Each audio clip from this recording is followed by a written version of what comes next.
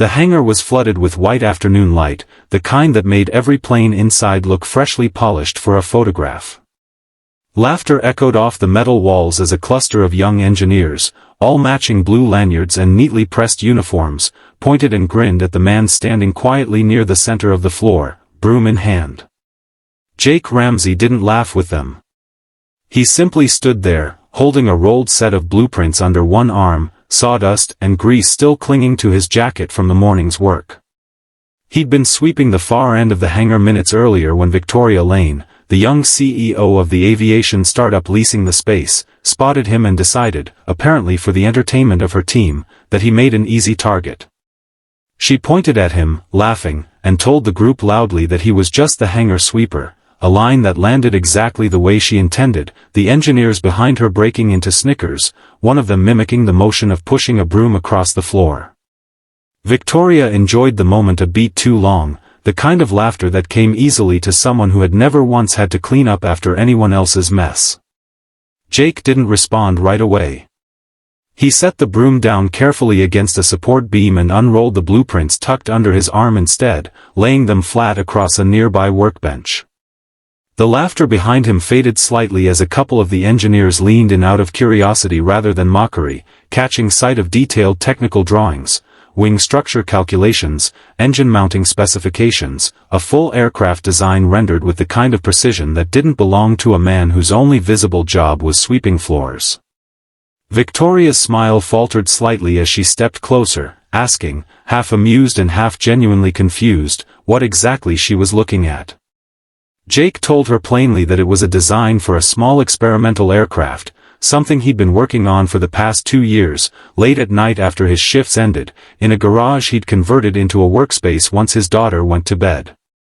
He'd built it, piece by piece, using parts he could afford on a maintenance worker's paycheck, teaching himself aerodynamics and structural engineering from library books and second-hand manuals because tuition for a formal program had never been something he could justify over rent and his daughter's care. One of the engineers, an older man near the back of the group who'd stopped laughing entirely, asked to see the calculations more closely. He studied the wing loading figures for a long moment, then looked up at Jake with an expression that had shifted from amusement to something closer to respect. He said, quietly enough that Victoria heard but the rest of the group didn't quite catch, that the math was cleaner, in fact, than some of the junior designs currently sitting in the company's own development pipeline. Victoria's laughter had disappeared completely by then. She asked Jake, more carefully this time, whether he'd actually built the aircraft or only designed it on paper. Jake told her the frame was already assembled in his garage, waiting on a final engine configuration he hadn't been able to afford yet. The reason, he added simply, that he'd taken the hangar sweeping job in the first place, to be close enough to real aircraft to keep learning while he saved. The engineers who'd been mimicking him minutes earlier now stood in uncomfortable silence, the joke evaporating as the older engineer asked permission to photograph the blueprints for the design team to review properly. Jake nodded, still calm, still unbothered by the reversal happening around him. He hadn't unrolled the drawings to prove anything to Victoria specifically.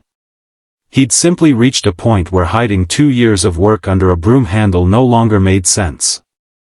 Victoria studied him for a long moment, her earlier confidence replaced by something more careful. She asked why he'd never mentioned any of this before, why he'd let the team assume he was nothing more than maintenance staff for months without correcting them.